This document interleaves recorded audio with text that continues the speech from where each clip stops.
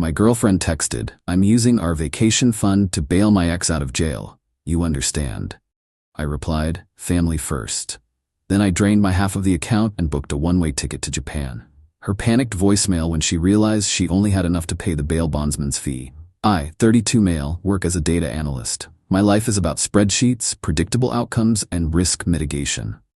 My girlfriend, Mara, 29, was not. She was impulsive, passionate, and, I thought, balanced my quiet life. We'd been together 3 years, living in my condo, I own it, for the last 2. We were saving up. We had this joint savings account. We called it the vacation fund. The plan was to hit $15,000 and then decide on a major trip. I was methodical, auto-depositing $400 every month. She contributed when she could. After about a year and a half, we had $14,200 in there. My contribution history showed I'd put in $7,200. Hers was $7,000. Close enough. The backdrop to our entire relationship was Reese, 30. Her ex, the one that got away, except he never went anywhere. He was always in some jam, and she was always defending him.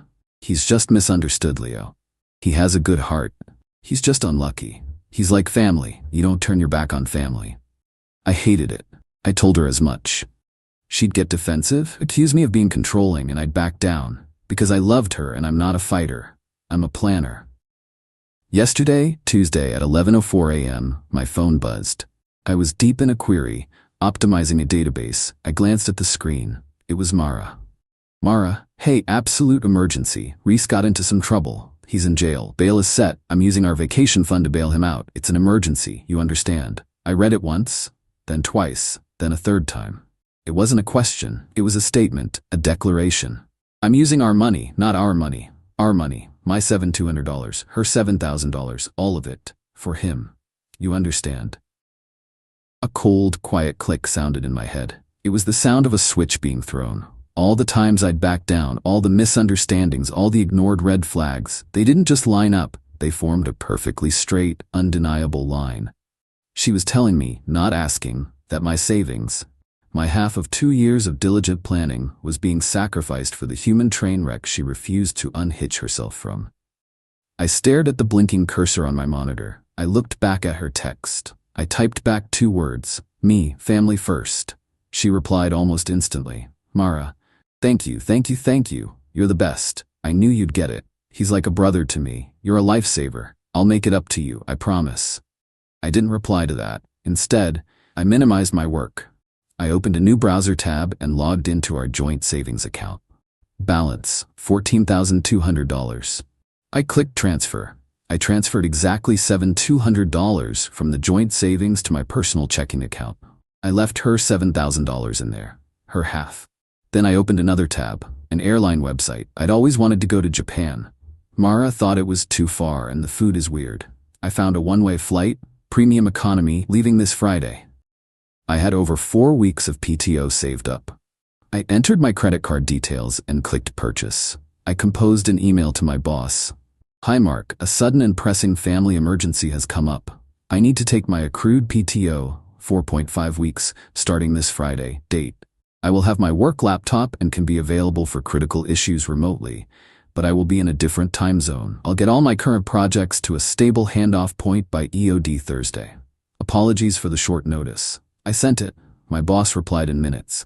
"No problem, Leo. Hope everything is okay. Keep us posted." I put my phone on silent. I went back to my spreadsheet. I felt nothing, no anger, no sadness, just quiet, the quiet of a decision made. Around 3:30 p.m., my phone, silent, started vibrating so hard on the desk it sounded like a trapped wasp. It vibrated, stopped, over and over. I ignored it. At 4 p.m., a voicemail notification popped up. I put in my headphones, clicked play. It wasn't Mara's normal voice. It was a screech. Leo, what did you do?" "I'm at the bail bondsman. I'm here. I told them I had the money. They said the bail is $100,000. The fee, the bondsman's fee, is 10%. It's $10,000. I told them fine, I have the vacation fund." A shaky, high-pitched breath. I went to the ATM to pull the cash and the card. The card. "Leo, there's only $7,000 in the account. Where is the rest of it? What did you do?" "I'm $3,000 short. They won't take it. Reese is, he's stuck in there. His mother's crying, "What is wrong with you? You said you understood. You said family first. Call me back now. You did this on purpose." The call ended. I listened to it again. "You said family first." "I did. And I'm my own family now." I went back to my query. "My flight leaves in 3 days. I have a lot to pack." Update 1. Hey Reddit. Wow. Thanks for all the messages. This blew up way more than I expected. I'm not sure I can reply to everyone, but I read them. A lot of you called it the entitlement. I had no idea.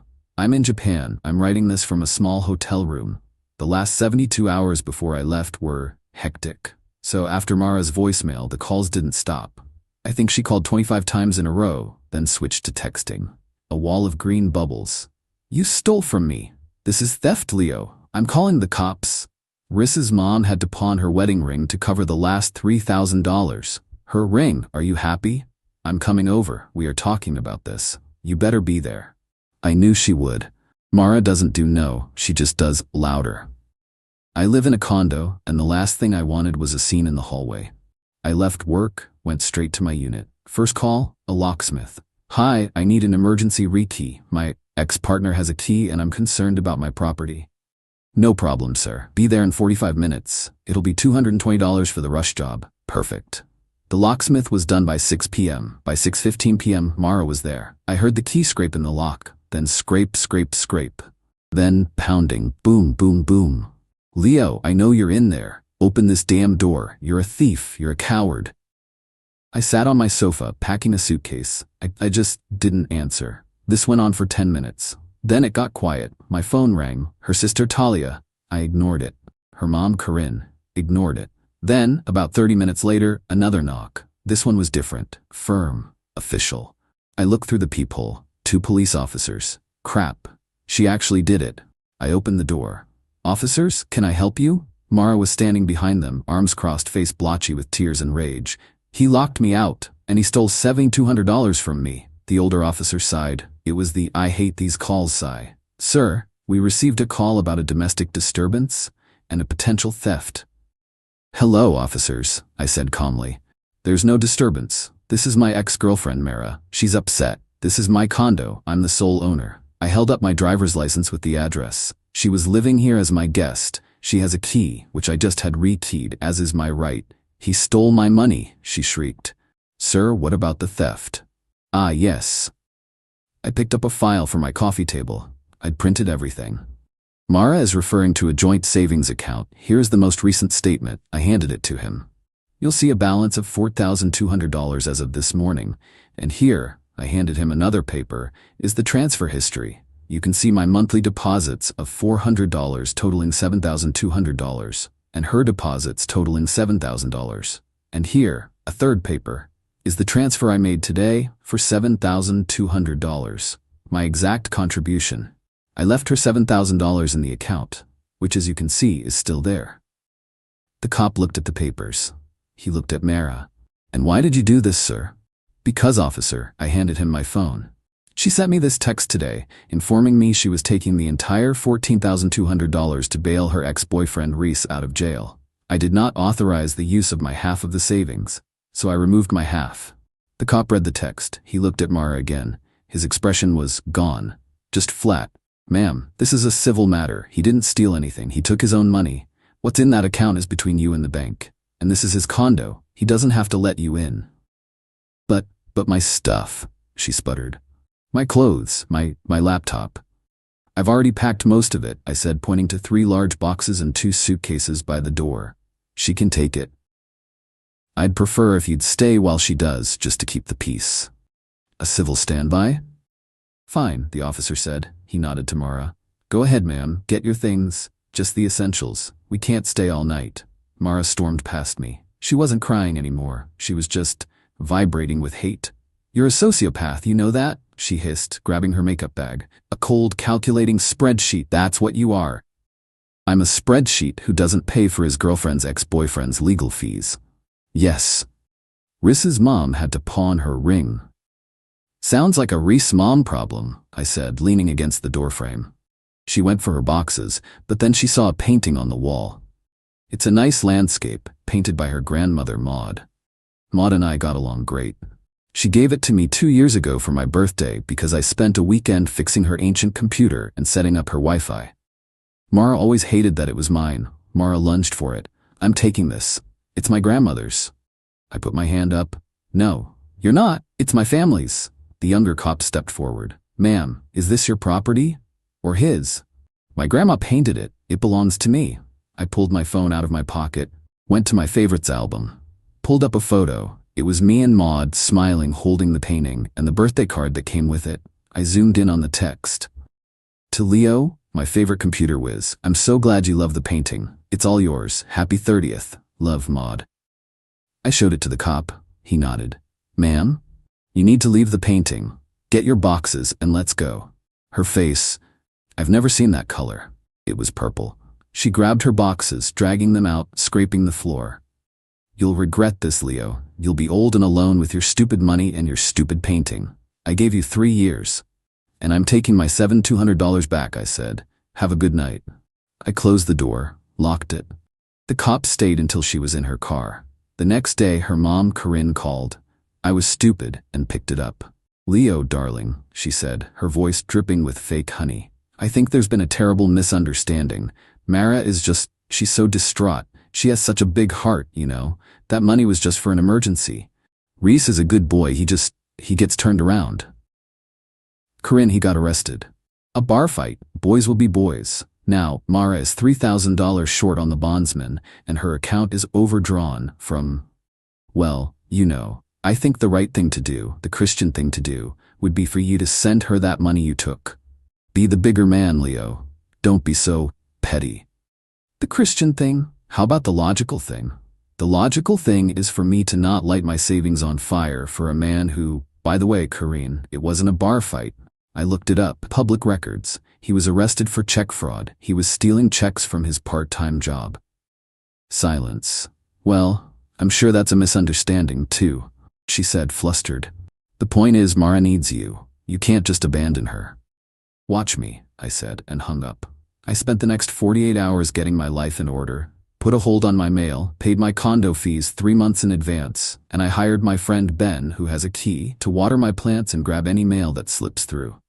I got one last text from Mara's sister, Talia. It was a screenshot of a small claims court filing form. You're being sued, you jerk.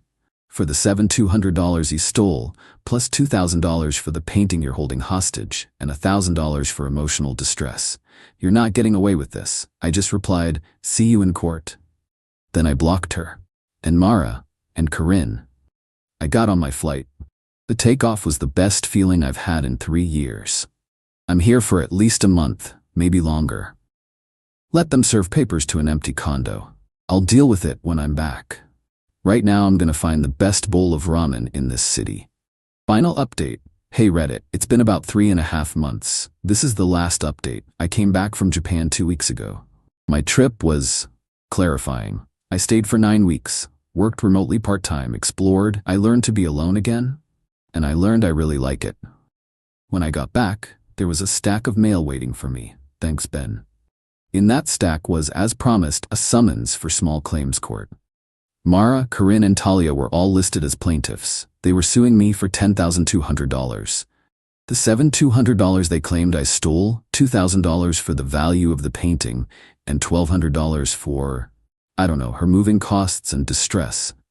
The hearing was last Thursday. I showed up in my work suit.